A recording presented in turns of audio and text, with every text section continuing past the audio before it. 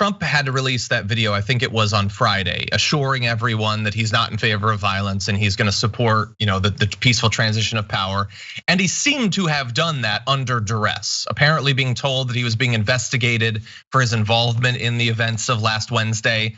And some people, as we've been alluding to, were very excited about his new tone and how it's gonna be super serious now. And you definitely don't need to impeach him or anything like that.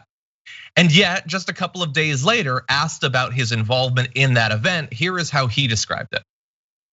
What is your role in what happened at the Capitol? What is your personal responsibility? So if you read my speech, and many people have done it, and I've seen it both in the papers and in the media, on television, it's been analyzed, and people thought that what I said was totally appropriate. And if you look at what other people have said, politicians at a high level, about the riots during the summer, the horrible riots in Portland and Seattle and various other places. We are coming out of this now because the president has started to, as he occasionally does, often does, veer away from the truth. His video that he taped on Wednesday after the riots were happening at the Capitol was not viewed widely as totally appropriate. Yeah, I included that because I like that they cut away from it, because he was gonna do what all the Republicans have done.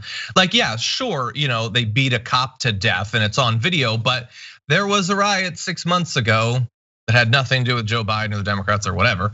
And in fact was almost as equally opposed to their lack of action on criminal justice reform as the Republicans. But anyway, we're gonna both sides that.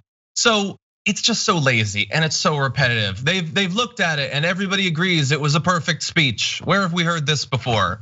It's not true. He knows it's not true. He knows that he's only responding to these questions because people had issues with it. It's just so rote and so lazy and so pathetic. Yeah, there's we've seen this rhetorical device deployed throughout his entire time as president. Thankfully, it's coming to an end, but it took a long time for networks like MSNBC to cut away in moments like that, and for media outlets to finally be like, maybe we shouldn't just parrot everything he says, like adding fact check labels to chyrons on CNN, things like that. When I was at Media Matters, they conducted a study of which media outlets parroted baseless claims like that.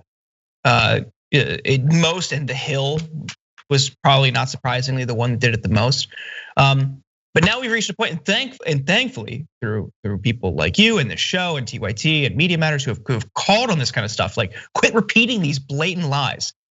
We're now at a point where people are, way more hesitant at a time like this, where he's saying it was great and disassociating himself from the events on Wednesday, despite speaking to the rally, saying we are going to march to the Capitol and I will be with you, to what happened. He's now trying to avoid it, but thankfully we've reached a point through advocacy and people calling them out, saying stop airing out these blatant lies. So it took a long time, but finally we're here as he's about to leave office. Yeah, and some have responded. You mentioned The Hill, their Twitter account. It's like a work of the devil. I don't understand. And by the way, it hasn't improved. They will literally just have not even the video. It'll be like a shot, so you can't even watch the whole video. It'll be a screenshot and it'll just be Trump quote a lie. That's the whole tweet. That you had extra characters, you couldn't have put in something about that not being true, and everybody knows it's not true, and you definitely know that it's not true. And they tweet over and over. Like, why are you doing this? Who is making these tweets? How did you get into this business? But anyway, very frustrating. Yes, MSNBC and CNN are doing a little bit better of a job. You've definitely seen, especially since the election, a lot of the anchors on those channels have been freed up to be really critical of Trump and the Republicans in a way that they hadn't before.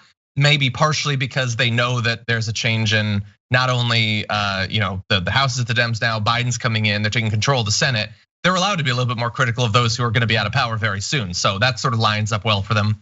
But Trump saying that he had no part, well, you're saying on the one hand that we definitely shouldn't impeach you because of the anger and everything, and you said how you, I guess, sort of apologized on Friday with that video, but now you're saying you didn't do anything wrong, you didn't say anything wrong.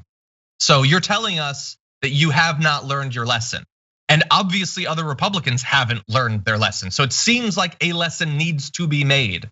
But at the same time, we're supposed to be worried about angering these many red hat wearing terrorists. So that's a fun position to be in for democracy.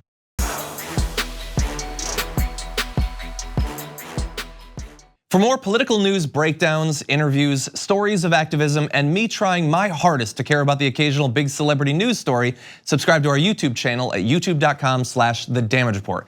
And you can ring the bell wherever it is so you don't miss anything.